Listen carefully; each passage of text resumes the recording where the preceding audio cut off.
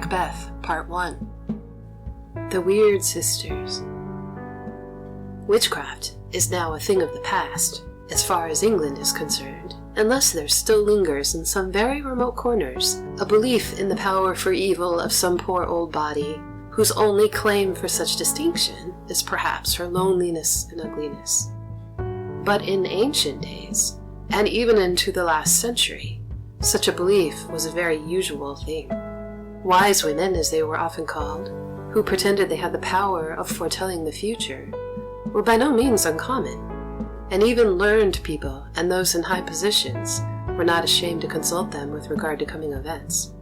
In Scotland, this belief lingered much longer than in England, and even to this day, in remote parts of the Highlands, there are some who claim they have the gift of second sight.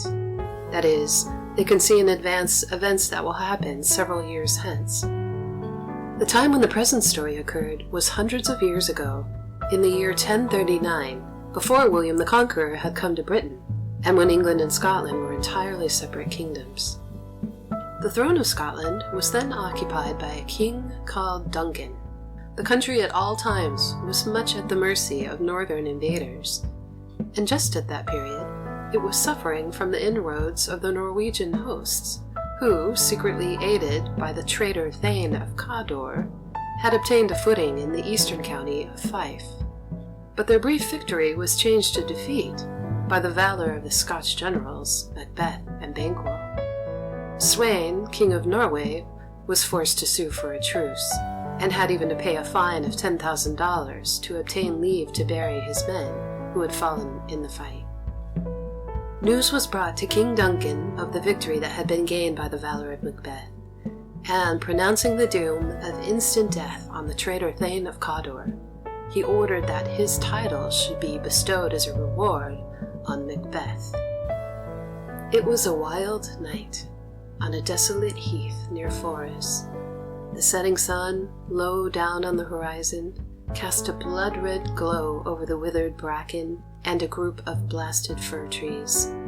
The thunder rolled overhead, the wind howled in long moaning gusts, the lightning flashed in jagged streaks.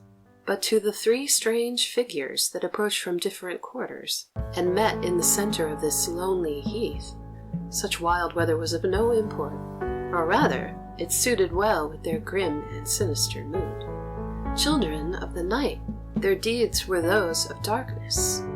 The wholesome sunlight and the breath of day made them shrink and cower in secret lurking places. But when midnight veiled the sky, they stole out to their unholy revels, or on the wings of the tempest they rode forth, bringing death or disaster to all who crossed their track. "Where hast thou been, sister?" asked the first witch, and the second replied, "Killing swine." "Sister, where thou?" asked the third witch. "A sailor's wife had chestnuts in her lap, and munched, and munched, and munched," said the first witch. "Give me," quoth I. "I want thee, witch," the pampered creature cried. "Her husband's to Aleppo gone, master of the tiger, but in a sieve I'll thither sail, and like a rat without a tail, I'll do, and I'll do," ended the witch spitefully. "I'll give thee a wind," said the second witch. "Thou art kind." "And I another," said the third witch. "I myself have all the other," continued the first witch, gloating over the revenge she intended to take on the husband of the woman who had repulsed her, and she continued in a sort of chant. "In the very ports they blow all the quarters that they know in the shipman's card. I will drain him dry as hay. Sleep shall neither night nor day hang upon his penthouse lid. He shall live, a man forbid. Weary 7 nights, 9 times 9, shall he dwindle, peak, and pine. Though his bark cannot be lost, yet it shall be tempest-tossed." "Look what I have!" "Show me!" cried the second witch eagerly. Here I have a pilot's thumb, wracked as homeward he did come. At this moment, across the heath, came the roll of a drum and the tramp of marching feet. A drum, Macbeth doth come, cried the third witch. Then the three fearsome creatures, linking hands, solemnly performed a wild dance, waving their skinny arms in strange gestures and uttering a discordant wail. The weird sisters, hand in hand, posters of the sea and land, thus do go about, thrice to thine, and thrice to mine, and thrice again to make up 9. Peace, the charms wound up. Macbeth and Banquo, marching across the heath on their way home after the campaign with the Norwegians, were startled at the sight of these 3 uncanny figures barring their path. "What are these? So withered and so wild in their attire, that look not like the inhabitants of earth, and yet are on it," said Banquo.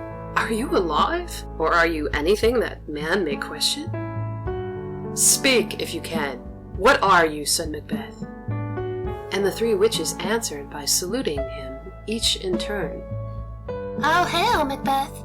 Hail to thee, Thane of Glamis!" "All hail, Macbeth! Hail to thee, Thane of Cawdor!" "All hail, Macbeth! Thou shalt be king hereafter!" "Good sir, why do you start, and seem to fear things that do sound so fair?" said Banquo, for Macbeth stood as if wrapped in a dream, amazed at what he heard. Then Banquo asked the witches if indeed they could look into the future, to say something to him, who neither begged nor feared their favours nor their hate. The witches thereupon replied, "Hail! Hail! Hail! Lesser than Macbeth, and greater. Not so happy, yet much happier. Thou shalt beget kings, though thou be none. So all hail, Macbeth and Banquo. Banquo and Macbeth, all hail." Macbeth would fain have questioned these mysterious creatures further, but not a word more would they speak. By the death of a relative, he was certainly Thane of Glamis, but as far as he knew, the Thane of Cawdor lived, an honourable gentleman. For Macbeth had not yet heard of his treachery, and how his title was forfeited. And to be king stood not within the prospect of belief, no more than to be Thane of Cawdor. But when Macbeth again charged the witches to speak, they vanished, seeming almost to melt like bubbles into the misty twilight from which they had emerged. The 2 victorious generals stood and looked at each other, mute for a while with awe and wonder. They had fought with armed hosts on the field of battle, but here was a mystery which might amaze the stoutest heart. The poison was already beginning to work. Deeply ambitious at heart, though lacking in resolution to cut his way ruthlessly to the highest goal, the witch's words had found a ready welcome in Macbeth's secret desires. But not yet could he openly avow them. "Your children shall be kings," he said to Banquo. And back came the answer which perhaps he was longing to hear. "You shall be king. And Thane of Cawdor too, went it not so?" he asked, with a half-assumed air of incredulity. "To the selfsame tune and words," said Banquo. The mysterious greeting of the witches now received strange confirmation, for messengers arrived from King Duncan, bringing news that the Thane of Cawdor had been condemned to death for treason, and that his title and estate were conferred on Macbeth. Such an instant proof of the witch's powers of divination could not fail to fill Macbeth's mind with strange imaginings. "Glamis and Thane of Cawdor," he murmured to himself. "The greatest is behind." Then he spoke to Banquo apart. "Do you not hope your children shall be kings, when those that gave the Thane of Cawdor to me promised no less to them?" But Banquo's nature was less easily carried away than Macbeth's. He warned him that it was dangerous to put any trust in doers of evil. Often to win people to their harm, they would tell truth in trifles, in order to betray them in matters of the deepest consequence. Macbeth scarcely paid any attention to what Banquo said. His thoughts were fixed now on one idea.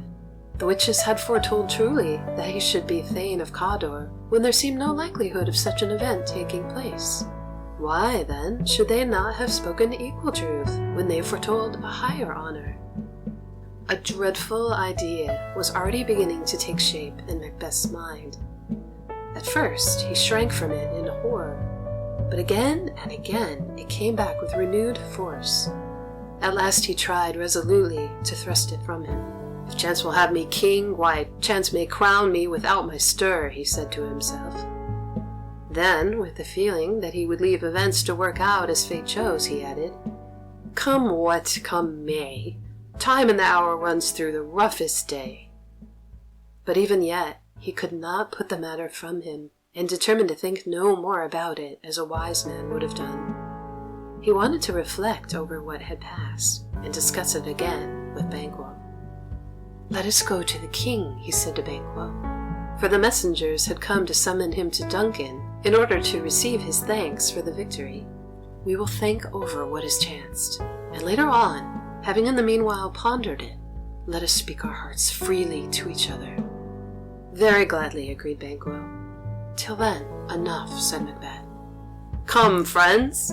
And away he went with Banquo and the other lords to receive his new honours from the king's hands.